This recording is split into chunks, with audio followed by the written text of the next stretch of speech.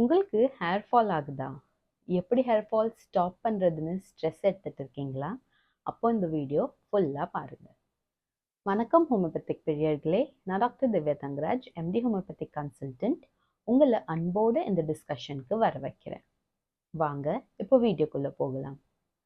Hair ஃபாலுக்கு simple solutions தான் சொல்ல போகிறேன்.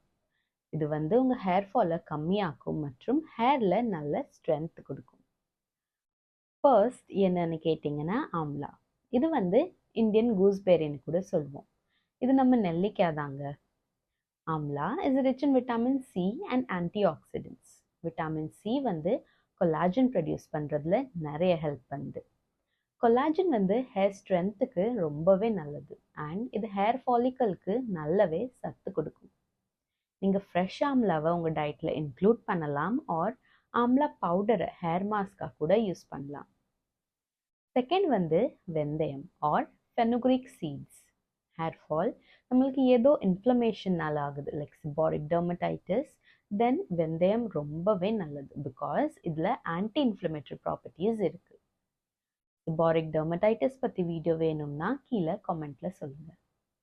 நைட்டில் வெந்தயம் தண்ணியில் ஊற போட்டு மார்னிங் அது ஒரு பேஸ்ட் மாதிரி அரைச்சி ஒரு 30 மினிட்ஸ்க்கு ஹேர் பேக் மாதிரி யூஸ் பண்ணலாம். அப்புறமா கம்மியான கெமிக்கல்ஸ் இருக்கிற மாதிரி ஷாம்பு யூஸ் செஞ்சு ஹேர் வாஷ் பண்ணணும். இப்படி நம்ம செஞ்சுட்டு வந்தோம்னா இன்ஃப்ளமேஷன் கம்மியாகும், ஹேர் ஃபால் ஆகாமல் இருக்கும் அண்ட் நம்ம ஸ்கேல்பை மாய்ஸ்சரைஸ்டாக வச்சுருக்கும். தேர்ட் கருவேப்பிலை, அதாவது கரி லீவ்ஸ். இது நம்ம முடிக்கு ரொம்ப நல்லது. கருவேப்பிலையில் நிறைய ப்ரோட்டீன்ஸ் இருக்குது, பீட்டா கேரோட்டீன் இருக்குது. பீட்டா கேரோட்டீன் ஹேர் ஃபால் ரெடியூஸ் பண்ணுறதுக்கு ரொம்ப ஹெல்ப் பண்ணுது. இது ஹேர் தின்னிங் அண்ட் கிரேயிங்கும் கம்மியாகும். ஒரு ஹேர் ஆயில் மாதிரி இது நம்ம செஞ்சு வச்சுக்கலாம்.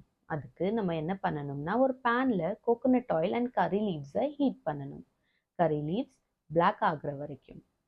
இந்த ஆயில் கூல் ஆனதுக்கப்புறம் அந்த லீவ்ஸை தூக்கி வச்சுட்டு இந்த ஆயில் யூஸ் பண்ணணும். ஒரு வாரத்துக்கு 2 வாட்டி யூஸ் பண்ணால் நல்ல ரிசல்ட்ஸ் கிடைக்கும். கடைசியாக செம்பருத்தி பூ, தட் இஸ் ஹிபிஸ்கஸ் ஃப்ளவர்.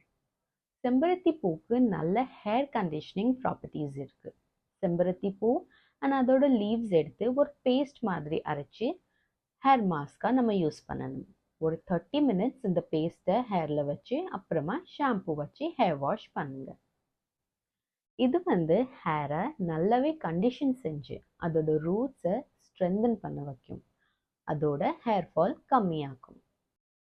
இதெல்லாம் கன்சிஸ்டண்ட்டாக பண்ணிட்டு வந்தீங்கன்னா நீங்கள் நல்ல ரிசல்ட்ஸ் பார்ப்பீங்க. இது கூட நீங்கள் டெய்லி யோகா ப்ராக்டிஸ் பண்ணணும். உங்கள் பிளட் சர்க்குலேஷன் ஹேருக்கு போகிற மாதிரி ஆசனாஸ் ப்ராக்டிஸ் பண்ணணும். ஒரு ஹேர் கேர் ரூட்டீன் கண்டிப்பாக ஃபாலோ பண்ணணும். ஹேர் ஆயிலிங் ரெகுலர்லி பண்ணணும்.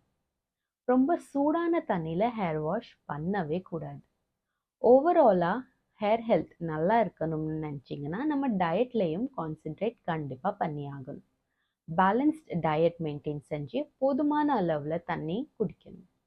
இந்த eating habits and hair care routine கன்சிஸ்டண்ட்டாக ஃபாலோ பண்ணிட்டு வந்தீங்கன்னா கூடிய சீக்கிரத்தில் நீங்கள் ஹேர் ஃபாலில் நல்ல சேஞ்சஸ் பார்ப்பீங்க.